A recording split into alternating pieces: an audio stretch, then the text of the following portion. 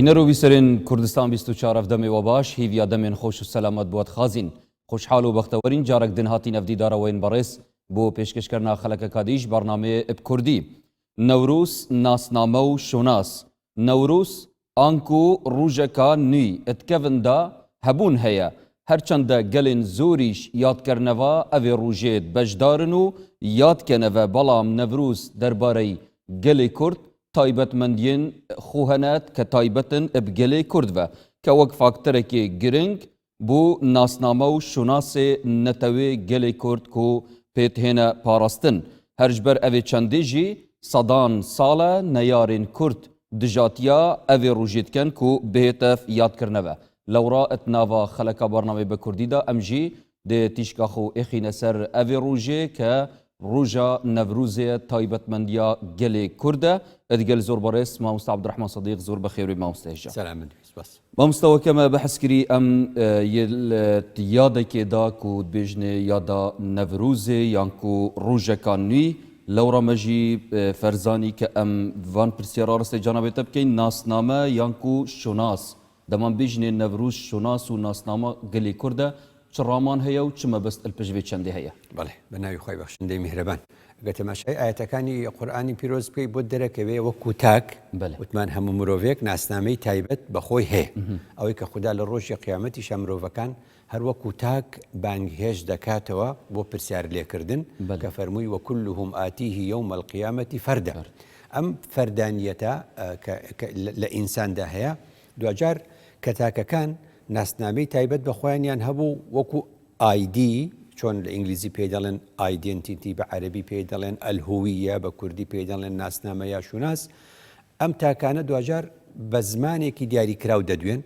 کۆی ئەوانەی کە بە زمانێکی دیاریکراویش دەدوێن پێی دەگوترێ ئەم کەسانە سەر بە زمانی فڵانن سەر بە زمانی کوردین کەواتە ئەمانە بە زمانی کوردی دەدوێن کەواتە ئەمانەش بوون بە کورد ئیدی لە پاڵ ئەم زمانەشە ئەم خەڵکە کە بەم زمانە دەدوێ زۆرینە کەمینە خاوەنی ئاینێکی زۆرینەی دیاریکراون خاوەنی مێژوویەکی چۆن دەڵێ هاوبەشن لەسەر جوگرافیایەکی دیاریکراو پێکەوە دەژین کەلتورێک و چۆن دەڵێ کۆمەڵێک ئەفسانە و کۆمەڵێک دیرۆکی تایبەت بە خۆیانیان هەیە کە ئەم گەلەی پێ دەناسرێتەوە هەموو ئەمانە کۆ دەبێتەوە اینجا ناسنامەیەکی نەتەوەی وەردەگرن ناسنامەیەکی نەتەوەی وەردەگرن لە نێو ئەو ناسنامە نەتەوەیە لە بەشە کەلتوریەکەیدا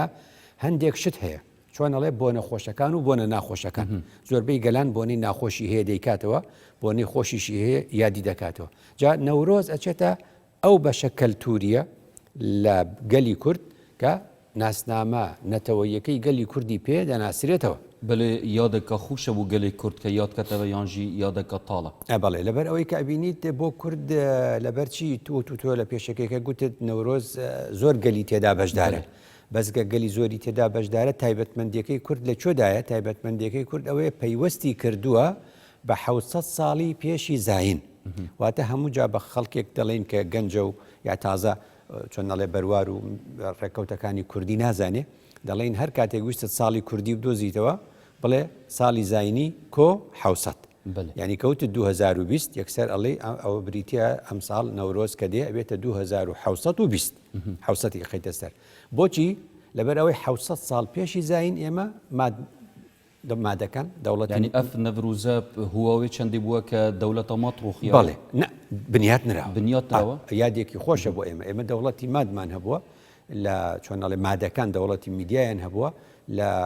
700 ساڵی پێشی زاین کەواتە بۆ ئێمە بۆیە ئاهەنگی تێدا دەجێڕین ئەجیناگەر ناخۆشی وایە ئێمە ئاهەنگمان تێدا نەدەجێڕە کەواتە لێرەوەیە کە ئەم یادە لە کوردەواری و لە زیهنی کوردەواری پەیوەست کراوە بە 700 ساڵی پێشی زاین 700 ساڵی پێشی زاینی ژواتە بنیاتنانی دەوڵەتی ماد کەواتە پرسیارەکە لێرەیە یعنی ئەم نەورۆزە بە درێژایی وەکو دەڵێ ئەو 2720 ساڵە تا دەگاتە ئێستا زۆر مێژووی بڕیەوە هەرماوە هۆکاری مانەوەکەی چییە بۆتە فاکتەرێک یان بەشێک لە کەلتوری کوردەواری کە چۆتە ناو ناسنامە و ناو شوناسەکەیەوە بە تایبەت لەم سەردەمە زۆر پێویستمان پێ دەبێت ڕەنگە لە سەردەمانێکی زووتردا زوو بەڵێ پێویستم پێ نەبوو بێ لەم سەردەمە تۆ ملاحەزەت کردووە زۆربەی وڵاتانی جیهان کە تەماشای هەواڵەکان دەکەی لە هەواڵە کەلتوریەکاندا هەمووی دێن کەلتوری کۆنی خۆیان و فۆلکلۆری کۆنی خۆشیان عاداتی خۆیان دەبوژێننەوە بۆچی لەبەر ئەوەی کە سەردەمەکە بۆتە سەردەمێک پێ دەڵێن سەردەمی گلۆبالیزیشن واتە سەردەمی ئەولەمە بریتە لە چۆن دەڵێ ئەگەر بەرامبەرێکی هەبێ یعنی چۆن دەڵێ ئەولەمە دەیەوێت ناسنامەیەکی چۆن دەڵێ ناسنامە وردەکان بسڕێتەوە نە بە عەمدەن وا ناکە بەس لەبەرەوەی دنیا هەمووی سنوورەکانی کاڵ بۆتەوە بەڵام کەواتە لێرەوە گەلان بۆ ئەوەی نەتوێنەوە بایەخ بە زمانی خۆیان دەدەن بایەخ بە کەلتوری خۆیان دەدەن بایان بە دیرۆک و چۆن دەڵێ مێژوو جوگرافیای خۆیان دەدەن بۆ ئێمەش ئەمێ کەواتە ئێمە ناسنامە ئەگەر بێت و تۆ مامۆستای عەرەبیت ئەزانی ئەڵێ ینی کورد دەڵێ بێ زەحمەت هەویەکەتم پیشانە دەی ئەڵێ هەویە خۆی لە زمانی عەرەبی پەتی الهویە ئەپێڵن هویە مەزدەرێکی سەناعیە مەزدەری سەناعی بە چی دێ هووە لەگەڵ یا و تا کەواتە هویە یعنی چی یعنی هووە یعنی ئەو هویە یعنی ئەوێتی وەک بڵێ یعنی ماهیەت بە معنایەکی تر دەڵێ هویە لە چیەوە هاتووە وتوانە ما هووە ئەوە چییە دەڵێن هووە ئەوەیە بۆیە لە پێشی یعنی وەکو بڵێ 100 ساڵێکە لە زمانی عەرەبی زیاتر هویە بەکاردێنن جاران لە بکۆڵێ سەدان ساڵ لەمەوبەر لە زمانی عەرەبی بۆ هویە ئەیانگوت هووە یعنی ئەوە کەواتە کورتی کەمەوە دێنە سەر ئەو خاڵی کە دەڵێن ئێمە ناسنامەی درەختەکان چۆن دەناسینەوە وانە ینی لە بەرەکانی دەیناسینەوە ینی کەسێوی گر دەڵێن ئەوە داری سێوە کە هەناری گر دەڵێن ئەوە داری هەنارە پرتەقاڵی گر دەڵێن ئەوە داری پرتەقاڵە ئەمە لێرەوە بینیمان لە بەرەکانی ناسیمانەوە لێرە جارێکی تر دێنەوە سەر ئەوەی بەس پێش ئەوەی ئەگەر ئەم درەختانە ببینین چەند تۆوێکمان لێرە بدەنێ ئێستاکە جۆر تۆ لێرە دانن من و تۆ کە ینی لە کشت و کاڵە وەبزانم هینێکی ئەو تۆمان نییە زانیاری ئەو تۆ پێمان بڵێن ئەمانە تۆوی چی نازانی یعنی هەموو ئەو درەختە گەورەیە و قەدەکەی چۆن ئەڕوێت و هەر درەختێک لە درەختەکان قەدەکەی چۆن دەرەچێ و لقەکانی چۆنە بێ و گەڵاکانی چۆنە بێ و بەرەکانی چۆنە بێ زۆرە گشتی کۆکراوەتەوە لەناو ئەو تۆ بچووکە ئێمە چۆن ئەزانین ئەم تۆوانە چین ئەڵێن بابیان ڕوێنین لە گەشەکردن و لە بەرەکانی ئەو جادەی ناسینەوە کەواتە بەمانایە کورتی کەمەوە هویە یان ناسنامە یا شوناز بۆ گەلی کورد تۆ دوجار هەموو ئەمانە لە چۆدا دەبینیتەوە لە ڕوخسارە دەرەچیەکەی بەڵێ وەکی جانەبێتەژی ئاماژە پێدا کە زۆر گەلندیتر هەنە یانکو هەتا بژن 300 ملیۆن مرۆڤ دنیاە vê yadê nûdkeneve belê gelek kes vê yadkirinê yan ku zivirîneve bû aslekê dînê ziradeştiyetê kewate divêre da ew êk bû metselmiyetin ke aslê Kurdî ziradeştiyete bûye em jî gelek pê ve digirê dayne ئەمە ڕەنگە ینی حەزکەم بە درێژی باسی کەم لە خاڵێکی تردا ینی نێخەمە ئێرەوە لەبەر ئەوەی کە ینی چۆن ئەڵێ کۆمەڵێک زانیاری ئەوەی کە ینی دەشوبها هەیە لە سەری لە لای کوردەواری خۆمان ینی دەخاڵ هەیە دەڵێن نەورۆز خراپە نەورۆز وایە نەورۆز وایە هەموو ساڵێک شتێکم لێ گوتووە بەس حەزمە کرد لە 10 دقەیە هەردەی بەیەکەوە بڵێم زۆر باشە کەواتە vêgavkê mamۆستا hindek wextê dijatiya vê nevrûzê dikin bi şêwazekî giştî ber du hûkarên serekî yan ber hûkarekî qewmiye ke dibêjinê ya girêda gelê netewê Kurd ve yan jî hûkarekî ayiniye ku dibêjin metnava ayinî da tenê du cejin hene cejna sêyê nabîtin em wek musilman encam bidin دەچاخفتنێک سەبارەت بێ چەندی هەیە بەڵێ ئەوە وشەیەکە کە پێویستی بە ڕوونکردنەوە هەیە کە ئەڵێ وشەی جەژن هەیە نەتەوەیە جەژن هەیە کۆمەڵایەتیە جەژن هەیە ئاینیە پێغەمبەر ڕاستی فەرمۆ درودی خوای لەسەر ئێمە وەکو موسڵمان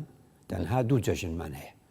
ئەی ئەوانی دی پێی دەگوترێ جەژنی نەتەوەی ئەم قسەیە قەدیمە ئەم قسەیە گەر بڵێ لە قەدیمە بتەوێ بۆ ئێستا بتەوێ هەبووە چونکە مەسەرەن بە عیسا سەلامی خوای لەسەر چ دەڵێ قەومەکەی داوای لێ دەکەن کەوا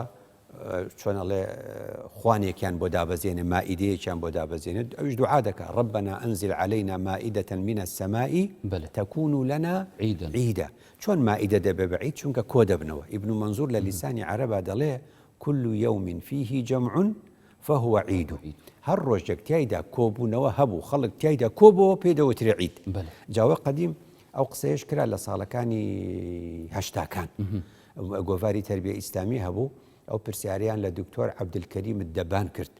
کە زانایەکی گەورەی عێراق بوو عەرەبیش بوو گوتیان ینی چۆن ئەبێ مەسەرەن بەوە بوترێ جەژن فەرمووی ئەمما تەسمیەته عیدەن ناولێنانی هەر شتێکی تر جگە لەو دوو جەژنە أما تسميته عيدا واتنا لناني هرشتكي ترجق لو دو ججن بججن فليست حراما ولا مكروهة نحرامة ونمكروهة بو إلا إذا اعتقدوا أن ذلك اليوم عيد وضعه الشارع بلن والله أما بويا ججن النوروز بيختت قالبك ديني بلن خدا كردوتي بججن نا جبويا ما ججني خوا كرد من هي ججني خو كرد من هي ججني خوا كرد رمضان وقربان علاقي بعبادته ججني خو كرد إما نما نقولوا نوروز خوا كردوتي تایە سەرکەوتوین تایە چۆن دەڵێ وەکو ئەوەی کە هەموو ڕۆژە یادی سەرکەوتنێکی خۆمان بکەینەوە بۆ شێوەز کەواتە بچینە سەر تەوەری سەرەکی کە بووچی گەلی کورد واس الڤێ یادا نەڤروزێ نەئینایە و چ پەیوەستیەکە ڕاستە و خوب گەلی کورد وەیە حتا هەندە پێوەگیری دایبیتر ڕاستە ئەگە بڕوانیت کۆمەڵی چۆن دەڵێ کۆمەڵگەی کوردەواری ئەم پرسیارە زۆر جار هەیە هەندێک جار لە ڕووی فکریەوە هەندێک ینی ساڵانێک گەنج پەیدا بوون گوتیان ئێمە با مارکسی بین وتمان یعنی چۆن گوتیان وازدە قەومیەت بێنین یعنی ئێمە فکرێکمان هەبێ فکرێکی ئینسانی حەقمان بە قەومیەتەوە نەبێ ئەم قسەیە هەبوو اینجا فکرەیەکی تریش هەبوو مەسەلەن ساڵانی زوو کە ئیسلامی بوو ئەیگوت ئیسلام هەمووی براییەکە و هیچ پێویستیمان بە قەومیەت نییە و دەعوها فەئینەها مونتینە یان نەتینە و ئەمانەش هەبوو کەواتە دوو تەیار لە عالەمی ئیسلامی پەیدا بوو تەیاری چەپ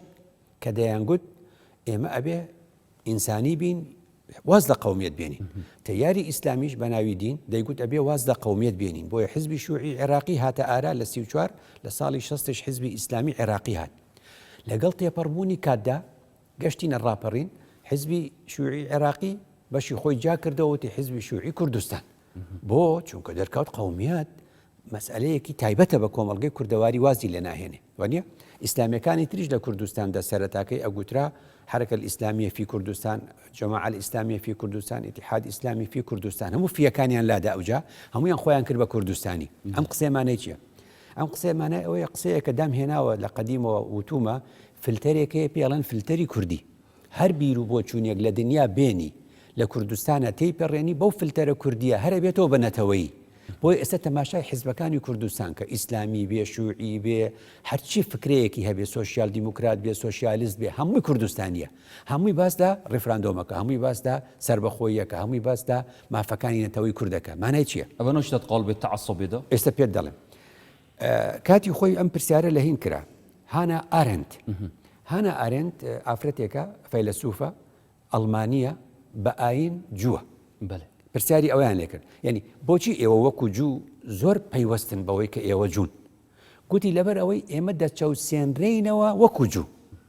لەبەرەوە کاتی خۆی هەندێک کەس ئەو پرسیاریان لێ کرد بە جووەکانی دەگوت وەختێ ئێوە دەچەوسێنرێنەوە لەبەر یەکۆ لەبەر ئەوەی کە جوون ئەو کاتە ئەبێت تۆ ئاگاداری جوێتەکەی خۆت بی بۆ چونکە لەبەر ئەوە ئەچەوسێنرێتەوە پرسیارەکە لێرەیە مەژی هەمان فاکتەر هەیە کورد ئەوەیە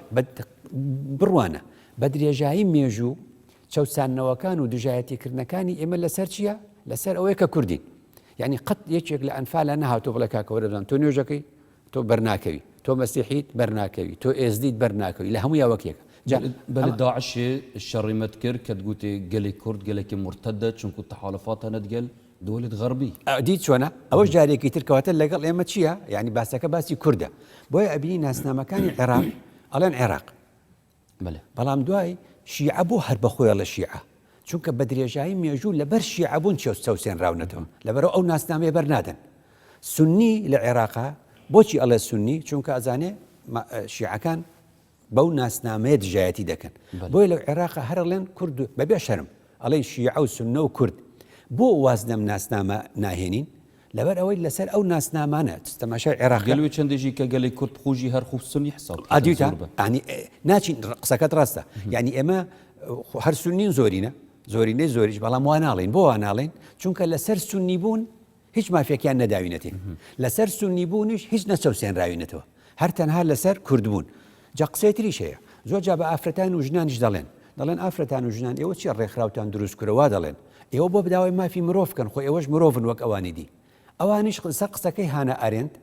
هەروایە دەڵێن ئێمە وەکو ئینسان نەچەوسێنراوینەتەوە لەبەر ئەوەی ژنین لەبەر ئەوەی ئافرەتین قسەمان پێدەوترێ زانە تا ئەو کاتەی تۆ قسە بە ئافرەت بڵێ لەبەر ئەوەی ئافرەت هەر ڕێکخراوی ئافرەت دروست دەکات چونکە تۆ وەکو ئافرەت دەیچەوسێنیتەوە ئەو بەدوای ئەو ناسنامەیە دەڕوە هەمیشە کورد وەکو کورد بچەوسێنیتەوە بەدوای ئەوە دەڕۆ قسەیەکتر بۆ بکەم بۆچی وڵاتە ئەوروپیەکان ئێستاکە ئەم ناسنامەیان تێپەڕاندووە هاتوونەتە سەر فکر چونکە کەس فەڕەنسیەک ناچەوسێنێتەوە ئینگلیزیەک لەبەر ئەوەی ئەو فەڕەنسیە ئەو ناچەوسێنێتەوە لەبەر ئەوەی ئەو ئینگلیزە ئەبینی گەشتونەتە حاڵەتە ئینسانێکە ئەو قۆناغەیان تێپەڕاندووە کە لەسەر ناسنامەی دیکە یەکتر بچەوسێنەوە بۆ یاسا بەرقەرارە ئێمە تا نەگەینە ئەو حاڵەتە هەر ئەم حاڵەت جا نمونێک بڵێم نمونونەکە ئەوەیە کە مەسەن سەیری هێمنی شاعیر بکە یعنی کورد حەزەکە لە خەمی ئینسانیەتا بێ بەس فریا ناکەوێ چۆن زانە هێمنی شاعر لە شعرێک ئەڵێ شیوەنی من شیوەنی ئینسانیە من بۆ ئینسانە گریم هەموو ئینسان بانگی ئازادی و گرۆی یەکسانیە یعنی من بانگ خوازیەکەم چییە بۆ ئازادیە بۆ یەکسانیە هەتا ئێرە دیت ئەمە وەکو ئینسان ئەگەڕێتەوە بەس بۆ ناتوانین وابین ئەگەڕێتەوە ئەڵێ شیوەنی من شینی کوردی بێکەسە ئەو گەلەی حاشا ئەکەن لێ و هەشە بۆچی گەڕایەوە لەبەرەوەی تۆ حەزەکەی لە خزمەت بەس فریا ناکەوی یعنی ئەڵێن کورد بۆچی هەمومی گشتی نییە لەبەرەوەی هەمی تایبەت بە خۆی هەیە خۆی ڕزگاری نەبووە جا مەبەستم لێرە ئەوە بوو ناسنامە لێرە ئەبینی چەند گرنگە کە ئێمە بایەخ بە نەورۆزە دەین وەکو نەورۆزی کوردان زۆر گرنگە با دەوسێریکە ئێمە ئەم هەرێمە 50 کیلۆمەتری چۆن ئەڵێ 50,000 کیلۆمەتری چوارگۆشەیە چەندێکە کەمە تورکیا چەندێکە تورکیا 800,000 کیلۆمەتری چوارگۆشێ ئێران چەندێکە 1,600,000 کیلۆمەتری چوارگۆشێ یعنی ئێمە هەر قوت دەدرین وەکو ڕوبەر بەس تەماشای سێریکە کەواتە تورکیا 800,000 کیلۆمەتری چوارگۆشەیە ئەو دەوڵەتە گەورەیە بە پیتی لاتینی نانووسێ نووسینەکانی کوردەکەش لەوێ کە زمانی کوردێکی هەر لاتینی نییە بە پیتی لاتینی هەتا وەکو چەند ساڵێک لەمەوبەر 100 ساڵ کە تورکیا بە لاتینی دەنووسێ وا نزیکەی 100 ساڵە دەنووسێ تورکیا دەڵێ پیتی کیو دبلیو ئێکس مەمنوعە تەسەوەر کە سێ پیت لە ناو لاتینی قەدەغە کراوە لە وڵاتێکی گەوری وەکو تورکیا لەبەرەوەی کورد بەکاری دێنێ لە ئەلفوبێی کوردی کیو لە جاتی ق بەکاردێ ئەوان یان هەیە و کەی بەکاردێنن دبلیو ئەوان یوەکە بەکاردێن ئێمە دبلیو بەکاردێن یا ڤی بەکاردێن یعنی ئێکس ئێمە لە جاتی خ بەکاری دێنین ئەوان خائیانی مەبەستم چی بوو دەوڵەتێکی گەورە لە پێناوی پاراستنی ناسنامەکەی خۆی چۆ سێ پیتی لێ قەدەغە کردویت سێری ئێرانکە لە ئێران بنووسە کورد بە واو ئەڵێ نابێ بنووسی ئەی بە چی بنووسم ئەڵێ بنووسی کرد لەسەر کە ئەکە زەممەیەک هەبێ ئەم وردەکاریە دەوڵەتێک لە ڕووی فەرهەنگیەوە بیری ئەو شتانەی کردوێتەوە بایەخدانا گەلی کورد مامۆستا ڕوژێکە وەکو نەڤروزێک کە یاد کەتەوە ئەری گرنگیاوی چدایە دەمێکێدا کە نەڤروز ئەگەر تەماشە بکەیت دەرهاویشتن وێن ئیجابی چ نەبوو گەلی کورد دەرهاویشتەکە وەکو گوتم دروستکردنی دەوڵەتە ئێمە هەمیشە لەگەڵ ئەو یادە دەکەینەوە یعنی سەری ساڵی ئێمێ چۆن لە کوردستاندا سەری ساڵی ئاشووریمان هەیە کە ئەکاتە 1/4 هەموو ساڵێک چۆن مەسەلەن ئێزدیەکان لە 13 نیسان تێپەڕی 13 نیسان تێپەڕی یەکەم چوارشەم لە دوای 13 ڕۆژی ئەوانە بەو شێوازە چۆن سەری ساڵی کۆچیمان هەیە چۆن سەری ساڵی زاینیمان هەیە کەواتە سەری ساڵی چینیمان هەیە چینیەکان سەری ساڵی خۆیان هەیە زۆربەی دەوڵەتان سەری ساڵی تایبەت بە خۆشیانی هەیە سەرێکی ساڵی تایبەتیش بەێ حتا وی گفتی جنابێتش ڕووی ئیجابیە یادکردنەوە نەڤروزی بەحسکەتن ئەرێ خودی نەڤروزی تشتێک هەیە تێدا کە نەرینی بیت و سلبی بیتن ناودا بێتە ئەنجامدان خۆی سلبی لە ممارەسەیە یعنی خەڵک ئەتوانێت شت جوان کات و شت ناشرین بکە کەواتە لە ذاتی خۆیدا نەورۆز چیە بۆ ئێمە لە ذاتی خۆیدا نەورۆز وەکو گوتم بریتیە لە 600 ساڵ بە نسبەتی ئێمە خەڵکی تریژ یادی لەو یادیاڵێت شتێکی ترەڵێ بەڵام ئێمە وتومانە چی ئێمە گوتومانە 600 ساڵ پێشی زین دەوڵەتێکمانە بوو میدیەکان مادەکان دەوڵەتێکیان دروست کردو ئێمە یادی ئەو دەوڵەتە دەکەین و ناومان ناوە سەری ساڵی کوردی ئەمە چۆی خراپە ناوەندێن ڕوشنبیریدا و ناوەندێن کەسانین بەرپرسدا چەند کاریەک و نەڤروزی بکەنە ڕوژێکە جیهانی سەرتانسەری جیهانی کە بێژنی نەڤروز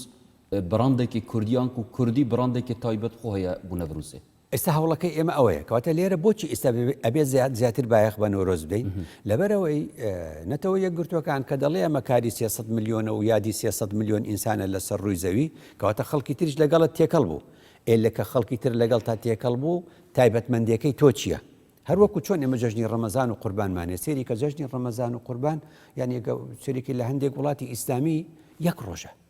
لە سوڵتانی عوسمانیەکانە کردویانە ئەویان کردو بە سێ ئەویان کرۆ بە چوار کەواتە ئەویش اختلافە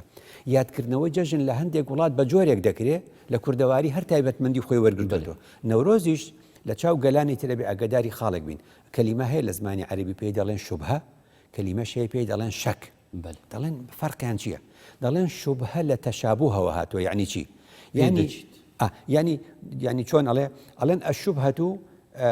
تناقض الشبيهين يعني چۆن يعني دووشت لە ڕاستیدا هەردووکن هەمان دەمداش وەک یەک نینە ئەمە لە کوێ ڕۆدا لە تەقلیدە زۆرجە ئەڵێن ئەوە ئەو چۆن ئەڵێن ئەو لاپتۆپە هەر لەو لاپتۆپاچی ئەڵێ کاکە ئەمە هینە ئەمە یابانیە ئەڵێن ئەوە سینیە بەس هەستی پێ ناکەی وای دروست کردوێتەوە سینەکە لەوە چیە بەس ئەویش نییە ئەوە شوبهەت بۆ دروست دەکات چونکە تەشابوهە شەک چییە شەک ئەوەیە کە یەک شتە بەس ئەڵێن چۆن ئەڵێ بە معنە لە معناکان جیاوازیشان تێ هەیە چۆن کتابمان ڕاستیەوەی تشتیدا هەیە کتابێک هەیە لەسەری نووسراوە کتابەکە بەڵێن مێژووی گەلی کورد دانەرەکەی بەناوی توێ با بڵێ لەولا شۆ نوسخەیەکی تر هەیە ئەم دوو نوسخەیە سێری بەرگێکی نووسێریە لە ڕووی دەرەوە هەردووکی لە یەکە چێ بەس کە سێری ناواخنەکەیەکین سێرەکەین هەندێک معلومات لەو کتێبە هەیە لێرە نیاڵین ئەمە خۆی هەردووکی یەک کتێبە تەناقض الشەبیهەین هەردووک لە یەک چوون ئەی بۆچی لە یەک جیاوازن ئەوە شەکمان بۆ دروست دەکە ئەو حاڵەتە کەواتە لێرە مەبەستم لە یەکچوونی نەورۆزی ئێمە و گەلانی دی لە ناوەکەیدا ئەوە شوبهەیەک دروست دەکە دەڵێن ئەمە هی ئێمە نییە بەس ئێمە بێبینەوە لەو تەشابوهە جیاوازەکانی خۆمان بدۆزینەوە کەواتە جەنابێتە وەک کەسێکی ڕوشنبیر و کەسێکی لێکۆلەر سەبارەتوان هەموو مژارانە چ بێتەکردن و تەخە ڕوشنبیر ئێکەوە بکەتن و بدەتە ناسین بۆ سەرتانسەری جیهانی بەڵێ لەو حاڵەتەدا هەر شتێک ویستر لە ئاستی جیهان بیناسیێنی ئەبێم لۆکاڵەکەی خۆت بخەیتە پاڵی یعنی چۆن عەرەب قسەیەکی هەنێ دەڵێن المەحەلیە طریق العالەمیە یعنی بە مانایەک لە ماناکان ئەگەر هەر شتێک ویستی براند بێ بێتە مارکەیەکی تایبەت ئەبێ شتێکی لۆکاڵی خۆتی پێوە گرێ بدەیت جا لەبەرەوە ئێمەش بەنەتەوە یەکگرتوەکان و بە دنیاشمان وا گوتوان ڕۆژی نەورۆز کە دێ وەرن تەماشای ئەو گەلانە بکەن کە ئێوە گوتان 300 میلیۆنە گوتان لە سینەوە لە ئەفغانستانەوە هەتا ئەوروپا وەرن تەماشای هەمووی بکەن تەماشایکەن هەمووی بزانن یادکردنەوەی نەورۆزی کورد چۆنە و یادکردنەوەی ئەوان چۆنە لەو ڕۆژەدا ئەو جیاوازیانە ببین ئەو تایبەتمەندیمە دیار بوون وەکو جەنابێتە ژیامۆژە پێداوت واقعژی دە هەروەسایە کە گەلێ کورد تایبەتمەندیە خۆ هەیە بۆ نەڤروزێ بەلێمە چەند شیایەک و ئەم وێ نەڤروزێ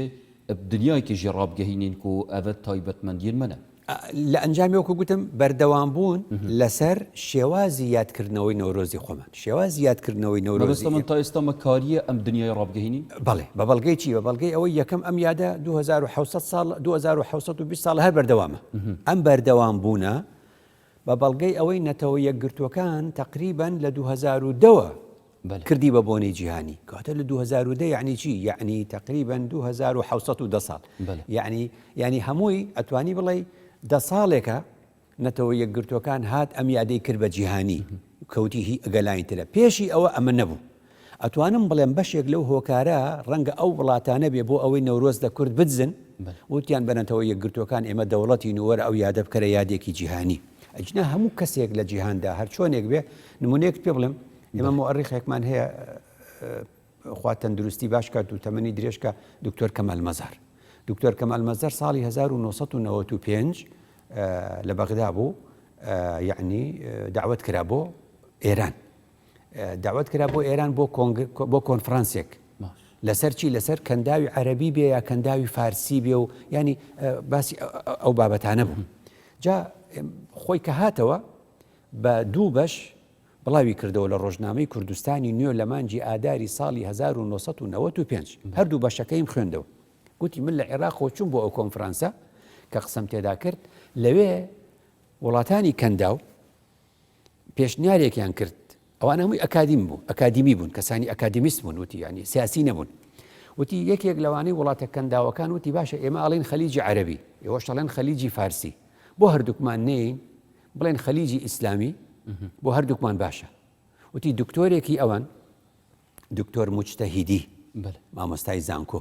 وتی کاکە ئێمە ڕازی نابین ناوی بدەن خەلیجی ئیسلامی بوچی لەبەر ئەوەی ئێمە تەنیا شوێنێک کە ناوی فارسی پێوە مابێ ناسنامەی ئێمە بێ و بڵێن فارس دەوڵەتەکەمان ناوی ئێرانە ناوی فارسەکەی نەماوە شوێنێکمان ئەوێ ناوی فارسی پێوە بێ تەنیا شوێنێک لەسەر ڕووی ئەم ئەرزە وشەی فارسی پێوە مابێ خەلیجی فارس و کەنداوی فارسە ئێمە ئامادە نین بیکەین بە کەنداوی ئیسلامی مەبەستم بزانە خەڵک چۆن بە دوای ناسنامی خۆی دادەنێت. مامۆستای بەڕێز ئەم بینە سەر تەوەریخوک و ئەکید هەنە کە دژاتیا نەڤروزێتکەن یانکو نەڤروزێ نەباش قەلەم بدەن ئایا پاساوێن وان ئانکو بەهانا و حجەتێن وان چ تشتن سەبارەت بێ چەندی بەڵێ یەکەم خاڵ ئەوەیە کاڵێن کاکەمە ئەوڵەکەی دیار نییە بەڕاستی ئەڵێنا ئەوەی من گوتم ئەوڵەکەی لای من دیارە کە ئێمە نەورۆز کۆنترە لە دەوڵەتی ماد و میدیا ئەو قسەی ڕاستە نەورۆز کۆنترە بەس لە نێو یەکێک لە نەورۆزەکاندا کە دەوڵەتی کوردی و مادی تێدا ڕاگەیەنراوە ئێمە ئەوێ و ئەلوێ وەرمانگرتووە وەکو کورد بڵێ کاتە گەبچینە لای مێژونووسێکی زۆر بەتوانە کە پێی دەوترێ ویلیام دیۆرانت ئەندێجار پێ دەوتێ ویل دیۆرانت کە لە ساڵی 1985 لەدایک بوو لە 1970 وەفاتی کردووە نزیکەی تەمەنی نزیکەی 100 ساڵێک ژیاوە باشە مێژونووسێکی وەکو دیۆرانت قسەیەکی وا دەکە دەڵێ مێژوو کتێبێکە بۆ ئەوەی لێی تێبگەی دەبێت لە ناوەڕاستەوە بیخوێنیت ینی چی ینی نیوەی ترکە ینی هیچ شتێک لە مێژوودا ئێمە ناگەینەوە سەرەتاکەی لە ڕاستیدا وەرە ئێستا بچۆرە سەرەتای مرۆڤایەتی بزانە چەند ئیشکالمان لە سەرێتی چکە هەموو ڕۆژتێکی تازە دەدۆزینەوە هیچ شتێک لە شتەکانی مێژوو سەرەتاکەیمان نەدۆزیەوە کەمتر خەمیەک نییە بۆ دینی بگەڕێتەوە کە دین سەرچاوێ مرۆڤاتیەش طرف خودی بەهاتی و بۆ مرۆڤ نەدادیات مرۆڤ نایدۆزێتەوە ئەسۆرە سەیری قورئانکە سەیری قورئانکە هەمومان دەزانین وبەدە خەلق الئینسانی من طین ئەی پێشی طین ئەوتر اختلافێکی گەورەمان دەبێت چونکە هیچ معلوماتێکی ترمان بۆ نەهاتۆتەوە هەرچی قورئان باسی نەکرد بێ پێشی ئەوە نازانین کەواتە ئێمە لە ڕووی دین نەمانزانین لە ڕووی زانست هەموو ڕۆژێ شتێک لە بنی ئەرز دەرهێنن دەرەکەوێ شتێکی تازەمان دۆزیەوە کەواتە قسەکەی ویل دیۆران دەڵێ مێژوو کتێبێکە دەبێت لە ناوەڕاستەوە بیخوێنیتەوە کەواتە هەموو شتێک ناتوانانی بگەیتەوە سەرەتاکەی نەکەر ئێمە هەموو شتەکانی دیکەش بەو شێوازەیە خاڵی دۆمەوەیە کە دەڵێن ئەرێ پێغەمبەر ڕۆژە لە ڕۆژان ینی کارێکی وای کردو بۆ نەتەوە پێغەمبەران هەموو شەڕیان لەسەر دین بووە خێرە ئێوە باسی قەومیەتەکەن ئەڵێن تەماشای قورئانکەن پێغەمبەران تا ئەو ساتە وەختەی نەبوو بن بە پێغەمبەر لە نەتەوەکەی خۆیان و بەشێکن لە نەتەوەکەی خۆیان و هیچ کێشە و شەڕێکیان نییە بە بەڵگەی ئەوەی قالوا لقد كنت فينا مرجوا قبل هذا پێشی ئەم مەسەلەی پێغەمبەرایەتیە تۆ عیبت نەبوو پیاوێکی بەڕێز و باشووی پێغەمبەر درودی خوای لەسەر سادیقی ئەمین بوو ئەمانەتیان لەلا دادەنا بەس کە باسی دین دەکا شەڕ لەگەڵ هەر پێغەمبەرێک لەسەر دین بووە پێغەمبەرەکەش ناچارە شەڕەکانی شەڕی دینی بێ بۆیە لە قورئاندا شەڕی پێغەمبەران یا با بڵێن ململانەی پێغەمبەران لەگەڵ نەتەوەکانیان کە دەبن بە پێغەمبەر ململانەیەکە دینیە بەس پێشی ئەوەی باسی دین بکەن هیچ مشکلیان لەگەڵیانە نەبووە ئەمە جگەلەوەی کە پێغەمبەر درودی خوای لەسەر لەو فەرمودانی کە بۆمان دەژێڕێتەوە ئیمامی ئەحمەد دەفەرمێ وكان من هديه صلى الله عليه وسلم أنه كان يحب للرجل أن يقاتل تحت راية قومه پێغەمبەر حەزی دەکرد لە کاتی شەڕیشدا کە دەچین بۆ شەڕ هەر قەومێک ئاڵای تایبەت بەخۆی هەبێ بۆیە ئەڵێ ودخل المسلمون مكة على راياتهم هەر کەسە ڕەنگێکی بۆ خۆی هەبووە مەبەستم لەوە بوو کە پێغەمبەرش درودی خوای لەسەر ئەمەی کات خاڵێکی تر دەڵێن خەڵکی تریش ئەم یادە دەکاتەوە من نمونەیەک پێ دەڵێم هەر بەروارێک بگری لە بەروارەکان خەڵکی تریش تای بەشدارە بەس خۆمانەی وانە تۆ تەقلیدی ئەوت کرد من نمونەیەک 14 تەمموزی ساڵی 1958 ڕۆژی نەتەوەیی یا ڕۆژی نیشتیمانی عێراق باشە بە عێراقیەکان بڵێ کاکە 14 تەمموز ڕۆژی نیشتیمانی فەرەنسایە ئێوە بۆ چاولەوانەکەن ئەڵێ ئێکچی بکەین فەرەنساش ڕۆژی کۆماریەکەی ئەو ڕۆژەی پاشایەتی ڕووخاوە لە فەرەنساکەی بووە 14 تەمموزی ساڵی 1989 وارێکێکەوێت لە عێراقشدا 14 تەمموزی 1958 دوای 200 ساڵ عێراقەکانیش کۆمار دروست دەکەن مەلەکی لا دەبن ناتوانی بڵێ عێراقەکان فەرەنسایان چاولێ کردووە بۆ بەس هەرەوە لەو بەروارە ڕوویداوە کەواتە لە نەورۆزیشدا سەدان ڕوودا و ڕوویداوە ئێمە چاومان لەوان نەکردو ئەمە ڕووداوێکی خۆمانمان هەیە لە نەورۆزدا ڕوویداوە خاڵی ترەوەی بەراورد ئەبێ بکەی لە نێو هەر کتێبێکدا دەڵێن کتێب ئەگەر نووسرا بزانە موئەلیفەکەی ساڵی چەند لەدایک بووە زانی پەیوەندی بێ چەند ئێستا ئەم بەرنامەی ئێمە کامیشە لەسەری ئەنووسرە لە یوتیوب کەدا بەزی ئەڵەن بەرواری ئەوەن دەخراوەتە یوتیوبەوە ئەو کاتە پشتی 100 ساڵ دەزانن ئێمە بۆ ئەم قسەیەمان کردووە تۆ ئەچی بۆ کتێبێ وەکو اقتضاء الصراط المستقيم کتێبی ئیبن تەیمیە بەڕەحمەت بێ دەڵێن ئیبن تەیمیە لەگەڵ نەورۆزانە بووە منیش ئەڵێم ڕاستەکە ئەگەر ئێمەش لە سەردەمی ئیبن تەیمیە بووی ناوامان دەکرد دەڵێن بۆ چ جودایی هەبوو ئەڵێم هەتا دەوڵەتی ئەمەوی و عەباسی و لە سەردەمی خولەفای ڕاشیدینە و کێشە لەگەڵ نەورۆزانە بۆ ئیمامی عەلی کێشەی لەگەڵ بۆ ئومەویەکان تۆزە لەبەر قەومیەت کێشەیان هەبووە بەڵام ئەو جارێکی تر بەیڕوونی باسی دەکاتەوە ئەو جا دێنەوە سەردەمی عەباسیەکان کردویانە بە جەژنی دووەم لە دوای ڕەمەزان و قوربان بۆ چونکە ئیسلام دەسەڵاتی هەبووە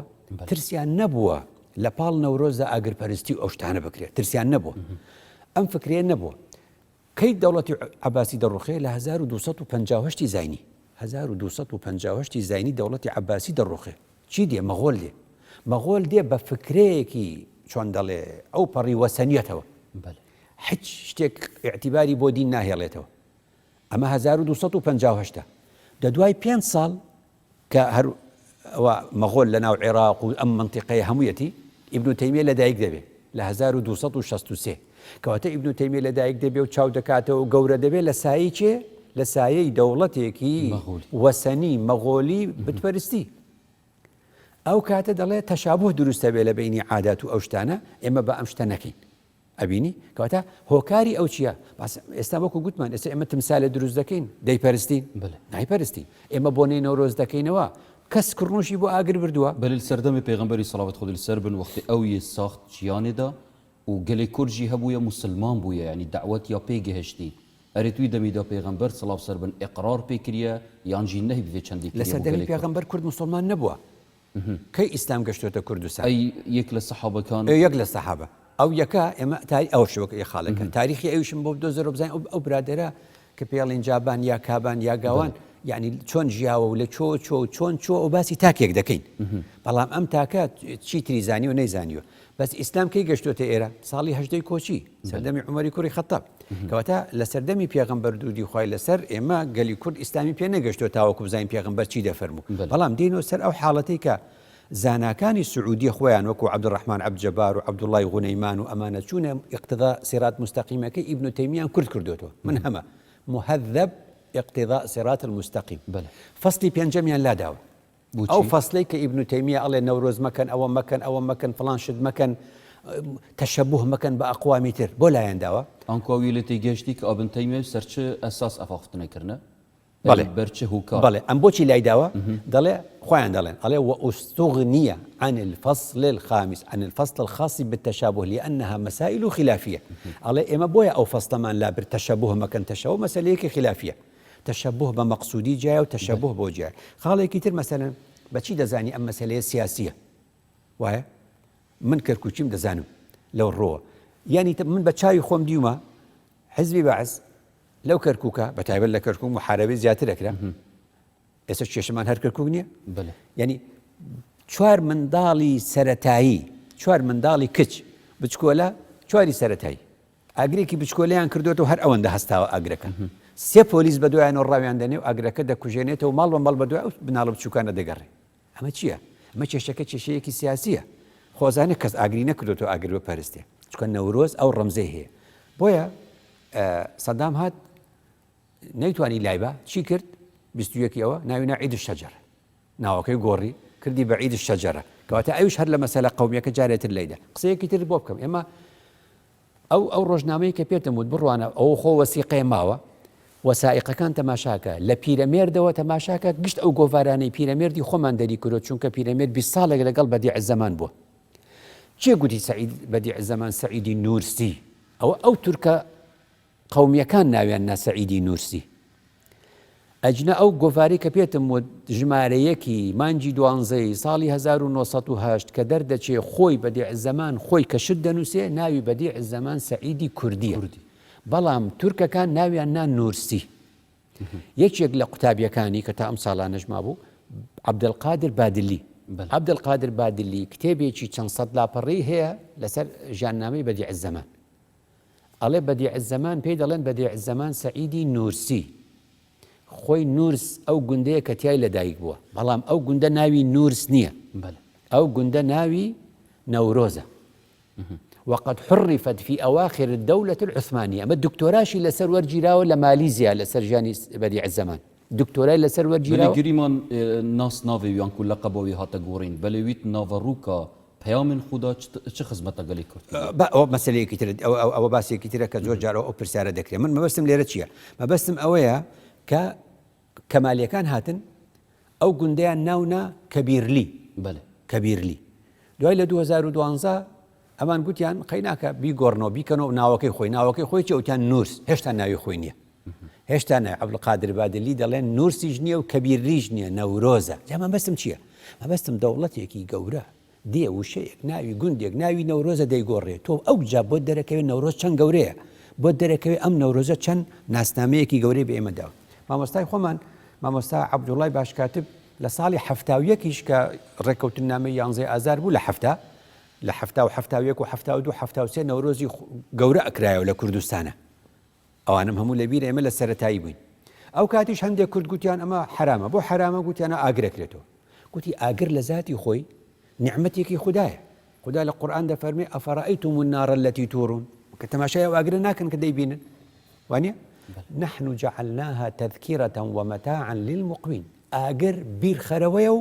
ئاگر نعمەتە بۆ کەسی مسافر هم ڕووناکەرەوەیە هەم گەرمکەرەوەیە کەواتە في حالەتەیدا ئەف نەڤروزە چتت قەڵبێکی دینیژیدا نەخێر ڕووناچیە کورد هەمیشە لەگەڵ مەسەلەی ڕووناکی بووە نەک لەگەڵ مەسەلەی ئاگر چونکە تەنیا هۆکارێک بۆ ڕووناکی چییە لە سەردەمی ڕابردوو پێشی ئەلکتریک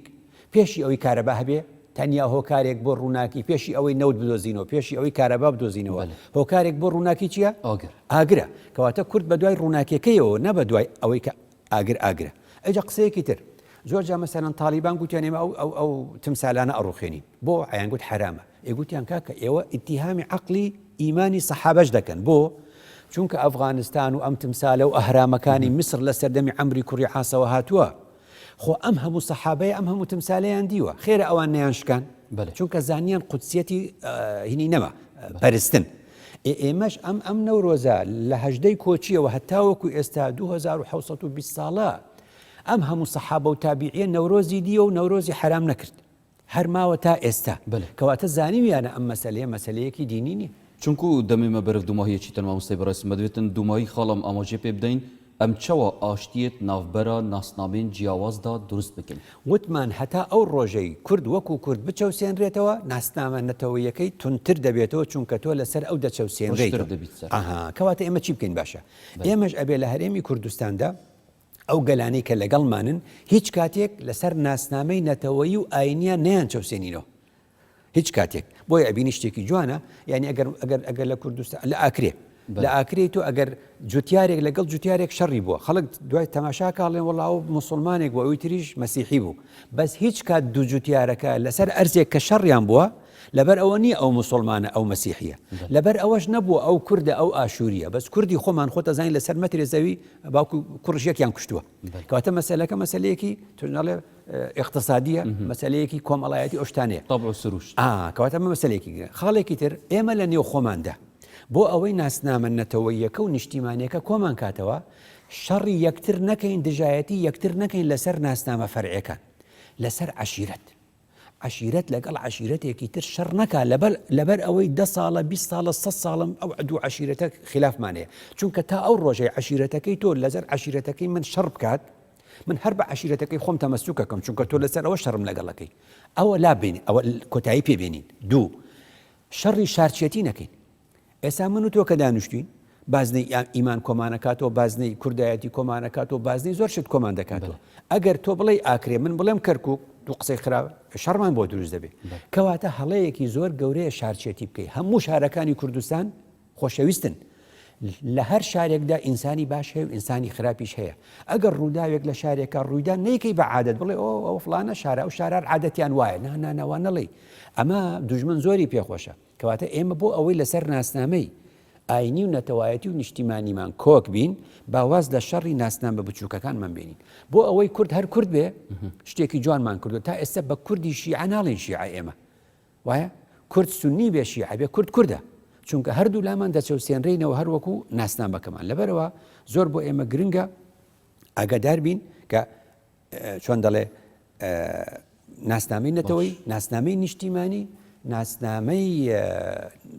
نەتەوەی و نیشتیمانیمان بکەینە بازنەیەکی گەورە هەروەکو ئەوەی کە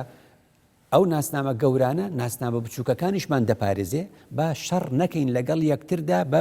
ناسنامە فەرعی و لاوەچەکانمان. دەستێتت خۆش مامۆستای بەڕێز زۆر سپاسی جانابێت دەکەین هەر ساخ و سەلامەت بی. بینەرن بەڕێز وی ئاوای دینە دومایە بێ خەڵکی و زۆر سپاس بۆین بەڕێژی هیڤیامە ئەوە نەڤروزەکە پڕ خێر و خۆشی بیتن نەڤروزەک بیتن دلێمە هەمیاتێدا ئارام بیت و ئەم وەگەلی کوردگەینە هەمی مافێن خۆێن ڕەوە زۆر سپاس بۆ هەفکارین بەڕێژی ببینیم خێر و شاد خدای مەزن بە هەمیان بپارێزیت.